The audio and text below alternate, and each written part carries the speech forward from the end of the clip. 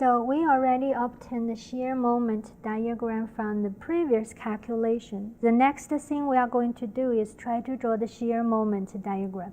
So what you are going to do is go to your beam whenever you had load change, trying to draw some dashed line or the vertical line. So after all the vertical line was done, trying to draw a horizontal line so that you can start to draw the shear diagram. So whenever you draw the shear diagram, don't forget to put the units on the diagram. Okay, so you can see from 0 to 5 feet, our shear function is 3600. So it's positive, which means we are going to draw the positive value above your horizontal line.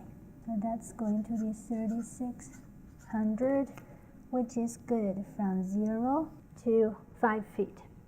And then let's keep moving from 5 feet to 10 feet. Our shear function is 600. So which means we are going to drop down to 600. And then let's see, from 10 feet to 20 feet, we are going to use this function. So let's put 10 into this equation here, negative 5,000 plus 5,600. We had 600 left, which means our calculation is correct, matched to the previous calculation. Let's put x equals to 20 into that equation. So we are going to have 10,000 minus 5,600.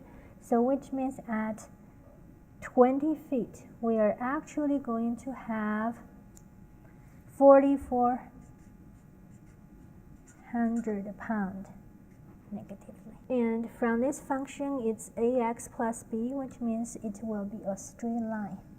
And try to link to the horizontal line. And this is going to be called your shear diagram. So you're done the shear diagram. There is another important news you have to know. Whenever you had shear equals to 0, please add another vertical line. We will explain why. So the relationship between the shear moment diagram is dm over dx equals to the shear force. You can see when we had shear force equals to 0, then the slope on the moment diagram will be 0. What does this mean? It means that we are going to have the maximum value at this blue line here somewhere. So that's why we have to add another line so that we can show people what is the maximum moment you can obtain at this location. So we draw another horizontal line, which means we were about to start drawing moment diagram. So we can see the moment function from 0 to 5 feet is that function. So if we put x equals to 0 into this equation, we had a 0.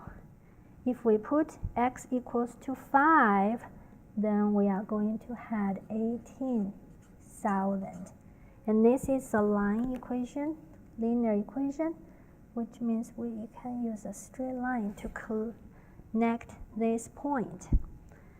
So now what we have to see is here. This is a function from 5 feet to 10 feet. So let's take a look. If we put x equals to 5, multiply 600, 3,000, plus 1,300, we're actually going to obtain a point, 16,000, which means we drop down from 18,000 to 16,000. And then let's put x equals to 10 into this equation. And you can find out we are going to have 13,000 plus 6,000. So eventually we can move up to 19,000 and it will be a straight line. So if we put x equals to 10 into this equation, we got 19,000. if we put x equals to 20, we actually going to get 0 point. And again, how we are going to connect this point, you can see we are going to have parabola. As I mentioned before, on the blue dashed line here, we added on, we are going to have the maximum value. We have to figure out what is exactly this value. So which means we have to find out exactly where this point. So how we are going to do this is actually take the first differential equation of your moment function.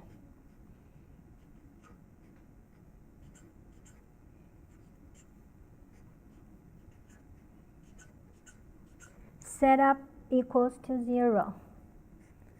And we can find the location will be 11.2 feet, which means it's all the way from origin to the maximum value point will be 11.2 feet. And now, since we already had a function of moment, we just plug into the x location into our moment function. We should be able to find out the maximum bending moment is this value. So it will be somewhere like this. Again, how we are going to connect 1, 2, 3 dots together, we have to use this function, right? So remember, for the parabola x squared, you are going to draw a parabola like this.